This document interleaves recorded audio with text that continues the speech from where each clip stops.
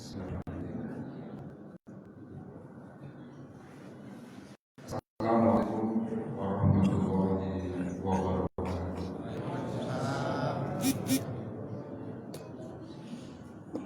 Alhamdulillah, nahmaduhu wa nasta'inuhu wa nastaghfiruh wa na'udzu billahi min shururi anfusina wa min sayyiati a'malina.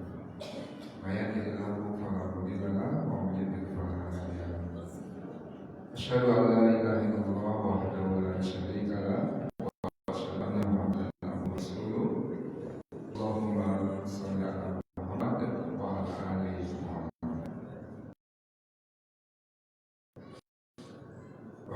Yang saya hormati dan diberkahi Allah Subhanahu wa taala, yang saya hormati. Kembali dalam majelis ilmu ini kita patut bersyukur Allah masih memberikan kami kesempatan dan kekuatan hingga mudah untuk kita dengan yang terus. Semoga ini menjadi bekal amal kita untuk kehidupan yang berikutnya. Amin ya rabbal alamin. Tidak lupa selawat kita untuk cinta Nabi besar Muhammad sallallahu alaihi wasallam dengan mengucapkan Muhammad Sayyidina Muhammad wa ala alihi Sayyidina Muhammad. Satu hari Fatimah mengeluh. Yang dikeluhkannya seperti ibu-ibu pada umumnya, pekerjaan rumah yang banyak. Dan Rasulullah tidak memberinya pembantu, tapi dari keluh kesah ini Nabi ikut mendoakannya dan mengajarkan doa agar terhindar dari gundah. Kalau saya tidak keliru, doanya adalah berzikir pagi dan petang. Allahumma inni a'udzubika minal hammi wal hazan wa a'udzubika minal juburi wa a'udzubika min ghalabati daini wa qahri rijal. Dalam hidup ini banyak kita mengeluh, termasuk saya mengeluh perihal tenggorokan kurang sehat. Jadi suara saya tidak seperti biasa, serak-serak basah, macam ditulis. Mudah-mudahan bisa pulih kembali. Amin ya rabbal alamin. Gaji kecil mengeluh juga. Hujan turun ngeluh juga.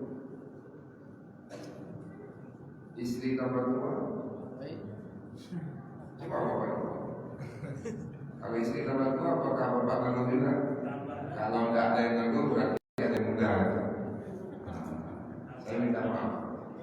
Syukuri saja, ya, jangan terlalu banyak mengeluh. Tapi ini tarbiyah daripada manusia. Nah, kajian tematik saya mungkin lebih berat pada tazkiyatun nafs.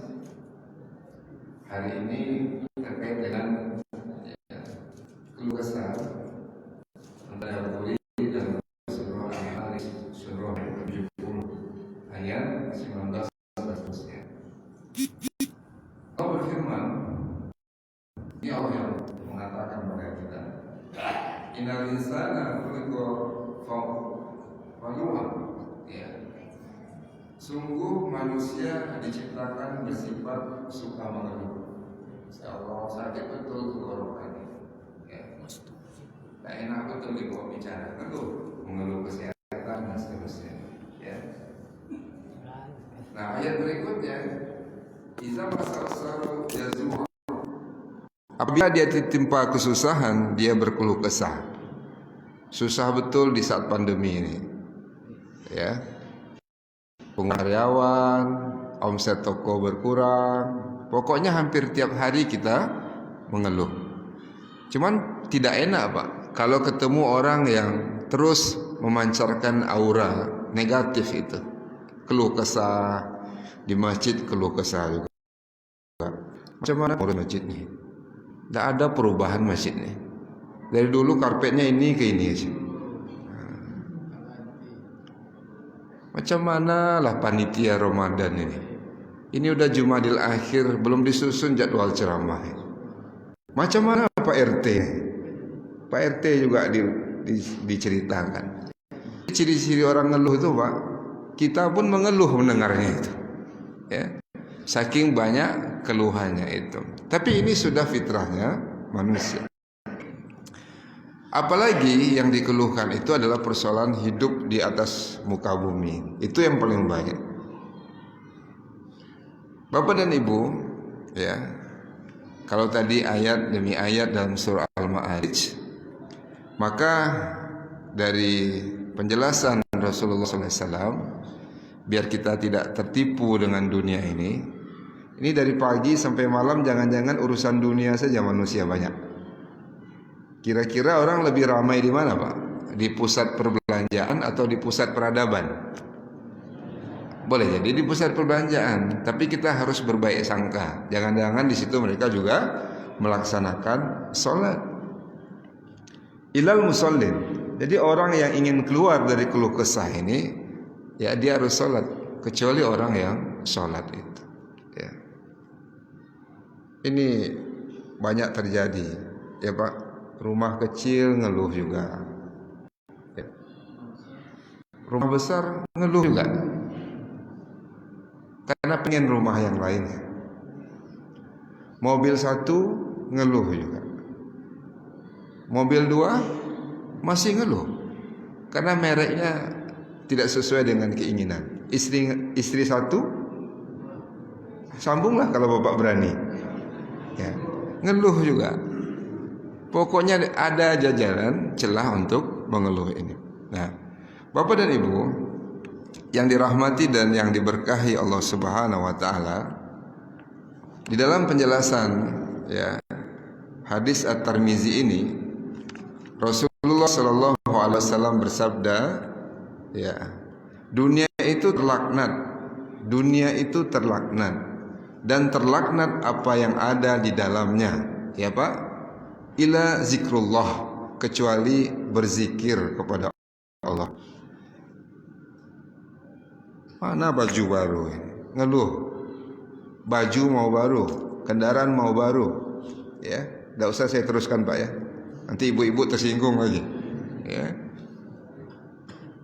Pernah tidak kita coba belajar bagaimana iman kita mesti baru?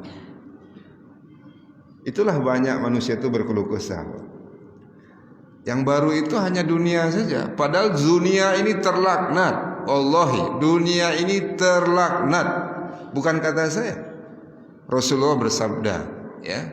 Kecuali apa? Orang yang berzikir. Maka memperbarui iman itu banyaklah kita berzikir. Di masjid tempatnya. Kalau di pasar ada juga orang berzikir tapi jarang. Ini bapak-bapak yang bersandar, kalau ada yang tertidur jangan diganggu Pak. Itu zikirnya sedang banyak itu. Kita harus berbaik sangka itu. Iya. Kadang jemaah ini suka nganggu orang tidur ini. Biarkan Pak, dia udah sampai ke langit yang ketujuh itu. Ya. Zikir tuh, ya. Jadi orang nggak mau tidur tuh Pak, bawa ke masjid, insya Allah tidur ya. Ya. Itu nikmat. Zikrullah. Jadi terlaknat semuanya. Boleh mengucapkan la ilaha illallah, boleh la ilaha illallah dalam bentuk yang lain. La ilaha illallah wahdahu la syarikalah, lahul mulku wa lahul hamdu wa huwa ala kulli syai'in qadir. Apakah itu masih kita ucapkan ketika kita berada di luar masjid? Saya rasa enggak. Orang lebih sibuk menggerutu kalau di luar masjid. Ini indikatornya. Jadi kalau ada orang yang hobi klakson di tengah jalan, itu lagi galau itu Pak. Dia merasa mungkin hanya dia yang butuh cepat, yang lain nggak perlu cepat. Ya, ini maaf. Kadang inilah perlunya mensucikan jiwa dengan apa? Dengan zikrullah. Kalau enggak, gundah, ya, berkeluh kesah terus kita dalam kehidupan ini. Setelah zikrullah apa lagi, Bapak dan Ibu? Ketaatan kepada Allah dan seseorang alim atau penuntut ilmu. Sekolah boleh selesai, tapi nuntut ilmunya nggak boleh selesai. Pekerjaan ada pensiunnya Pak, tapi selama hayat di kandung badan kita akan terus menuntut ilmu. Maka kita bisa menikmati hidup di atas dunia ini. Tapi maaf, dunia ini urusannya biasanya perut dan di bawah perut saja. Tidak ada yang kemudian di atasnya. Hati, kejernihan pikiran, ya, dengan membaca Al-Quran, dengan beribadah. Syukur itu tentu bukan hanya lewat lisan saja, tapi diikuti dengan ketaatan kepada Allah Subhanahu wa taala. Apa bukti orang taat itu? Dia banyak mengingat Allah dalam keadaan berdiri, duduk, berbaring, berkendaraan, di mana saja. Insya Allah Pak, hatinya itu akan lapang. Kalau Musa minta, ya, Rabbi shrah li sadri wa yassir li amri wahlul 'uqdatam min lisani yafqahu qawli. Tapi kalau Rasulullah diberikan kelapangan itu karena Al-Quran turun pada Rasulullah. Alam nasrah laka sadar. Enak Pak, karena hidup ini hanya sekali. Kalau kita bisa menikmati hidup ini tanpa berkeluh kesah, masalah hidup tetap ada.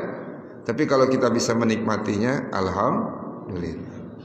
Sakinah, mawadah, warahmah, ya, baiti jannati. Bapak bersyukur nggak Pak dengan anak-anak yang ada sekarang? Ya. Bapak bersyukur enggak dengan pasangan hidup yang sekarang? Bapak bersyukur enggak dengan gaji yang Bapak dapatkan hari ini? Oh, susah jadi orang yang bersyukur tuh. Menjadi hamba yang bersyukur tuh enggak semua orang. Yang saya herankan, banyak orang bertambah hartanya, bertambah kufur dia pada Allah Subhanahu wa taala.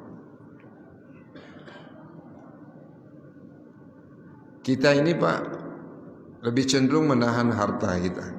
Benar Pak ya? Karena riuh-riuh dunia ini. Jangan heran, banyak juga orang yang lebih bagus rumahnya daripada rumah Allah.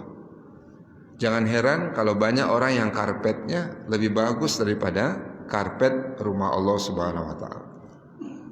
Ini kalau saya nggak salah, Ustadz Dr. Saidul Amin, ini jemaah yang cerita, itu pernah menjenguk jemaah yang sakit, Pak. Jemaah sakit.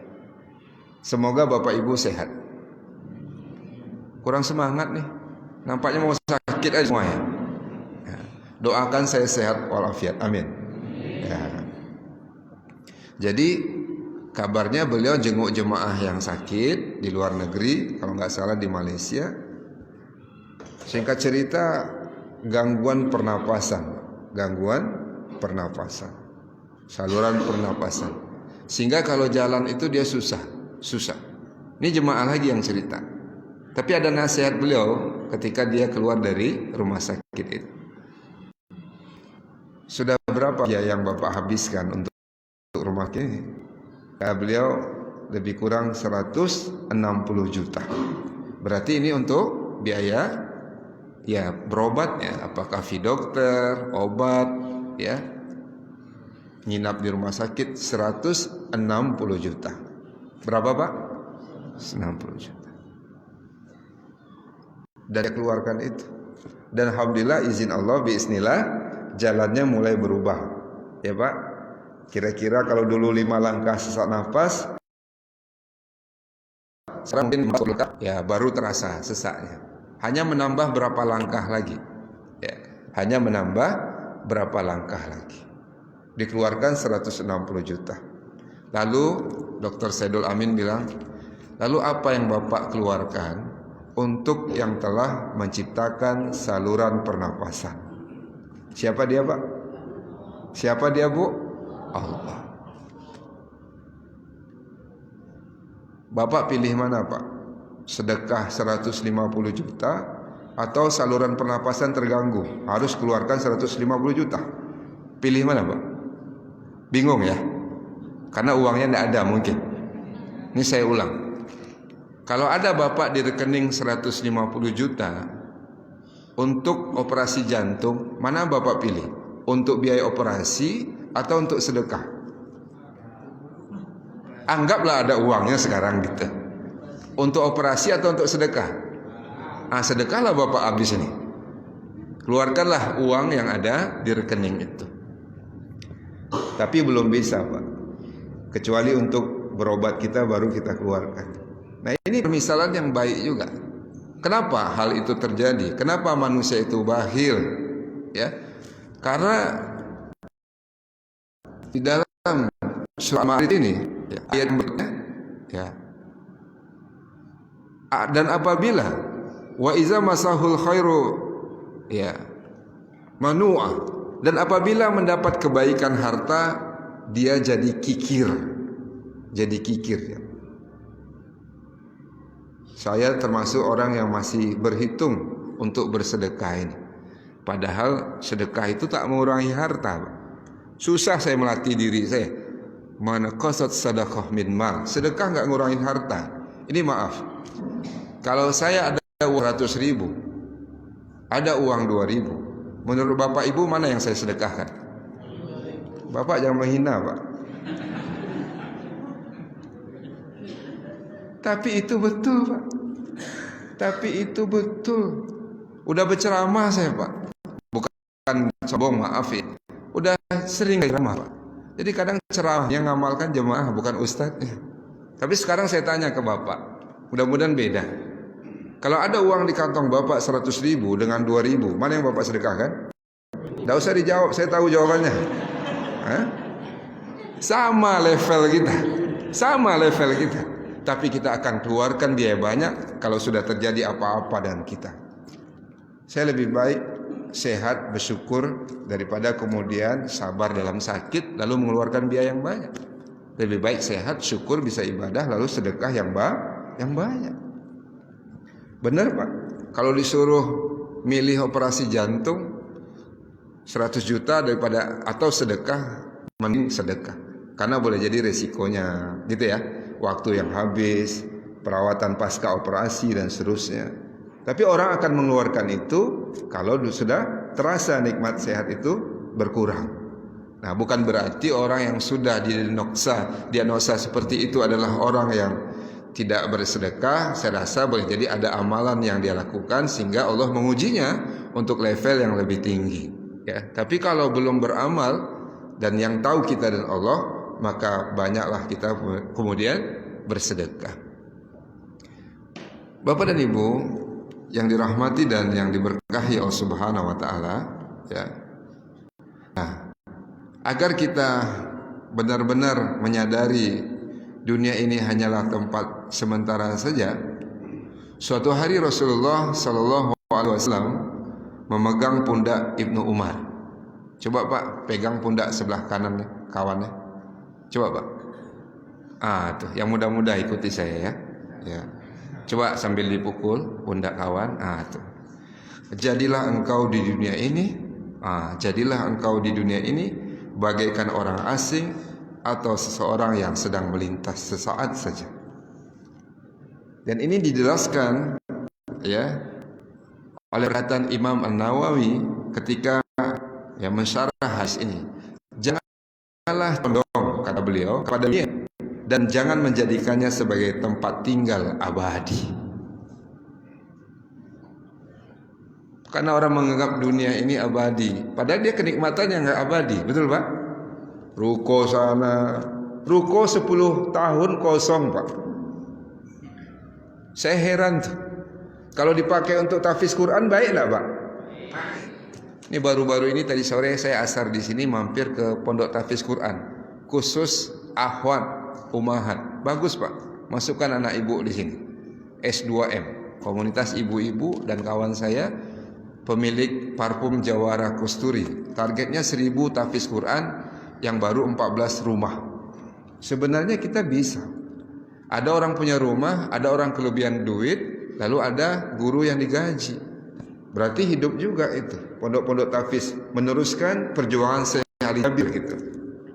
Kita susah ngafal Qur'annya, tapi kalau harta kita keluarkan, lalu anak-anak, Bapak percaya enggak kalau 10 tahun tuh orang bisa hafal Quran? Insya Allah. Karena ketika saya menjadi ketua lazismu, saya buat pondok tahfiz Quran, ya Bu, izin Allah 3 tahun ada yang khatam selesai, ya, hafal Quran 30 juz. Tapi ada orang membiarkan rumahnya lebih daripada 3 tahun itu, nggak diapa-apain. Kadang sedih juga kita. Ini maksudnya itu. Dianggap dunia ini selama-lamanya. Oh mungkin kita berbaik sangka, nggak tahu Pak Ustadz siapa yang punya programnya, siapa nanti yang akan menjalankannya. Kita tetap berbaik sangka, ya. Tapi kecenderungan menahan harta ini saya rasa juga ada pada diri kita. Betul Pak? Iya. Padahal kita ini hanya sesaat saja di atas muka bumi ini. Maka banyak orang berkeluh kesah. Banyak. Heran juga saya itu. Nggak bisa dia menikmati hidup itu. Nggak bisa dia membeli ketenangan. Suara jelas, Pak? Kalau nggak jelas, minum larutan penyegar dulu ini. Boleh ya? Maaf ini. Bismillahirrahmanirrahim.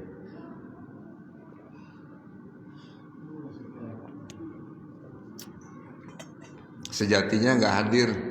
Bulan kemarin juga nggak hadir. Saya khawatir nanti marah pengurus masjid. Ya. Nah, Bapak dan Ibu, baru sore ini kurang sehat. Mudah-mudahan kembali normal, izin Allah. Tapi Bapak jangan takut sama saya, Pak ya. Khawatirnya jadi takut semua ini. Nah, insya Allah mudah-mudahan kita sehat semua, jauh dari COVID-19. Amin ya rabbal alamin. Nah, jadi orang yang sholat insya Allah jauh dari keluh kesah. Allazina hum ala sholatihim daimun. Ini lanjutannya. Mereka yang tetap setia melaksanakan sholatnya. Ini maaf ya. Ini kalau ada database di Muhajirin, Pak. Kalau ada database di Muhajirin, saya tahu ayah itu adalah pemain inti di masjid ini. Itu ayah kacamata itu satu. Serius tuh. Ini ayah satu lagi di tiang. Pemain inti, Pak. Berapa kali saya ceramah jarang beliau ini absen. Ya, termasuk yang di tengah, termasuk yang di kanan itu. Ya. Istiqomah dia sholat berjemaah. Rugi rasanya nggak sholat berjemaah, apalagi subuh. Dan umumnya begitu. Jemaah Masjid Muhajirin ini beruntung kalau orang pindah kemari. Masjid di antara yang paling ramai sholat berjemaah adalah Masjid Muhajirin. Allahu Akbar. Semangat nih. Masya Allah. Saya yang khawatir tuh kalau sudah mulai Ramadan muncul lagi data COVID. Mulai Ramadan muncul lagi. Nah ini kan tak baik ini ya Pak ya. Tetap makanya Bapak takbir tadi. Saya yakin semangatnya. Mudah-mudahan umur kita sampai bulan Ramadan. Tapi jadwal kematian nggak saya ngatur, Pak. Jadwal kematian nggak Pak RT yang ngatur, bukan ayah yang ngatur, bukan pengurus masjid yang ngatur, ya Pak. Maka ya istiqomahlah untuk melaksanakan sholat ini. Itu rezeki. Bisa sholat 5 waktu, bisa sholat malam, itu rezeki. Mungkin omsetnya nggak berapa, tapi Allah berikan dia kemudahan untuk hadir di majelis ilmu. Nah, saya teruskan ayat ini. Ya, Masya Allah. Ini agar keluar dari keluh harta tertentu yang keluar pada waktu tertentu untuk kelompok tertentu. Jawabnya apa? Zakat wakaf. Saya ulang ya. Harta tertentu dikeluarkan pada waktu tertentu ya. Diukur pada waktu tertentu untuk golongan tertentu. Zakat apa wakaf? Tapi ada yang hebat namanya wakaf. Insinyur Sonahatia meninggal dunia berdiri di universitas ya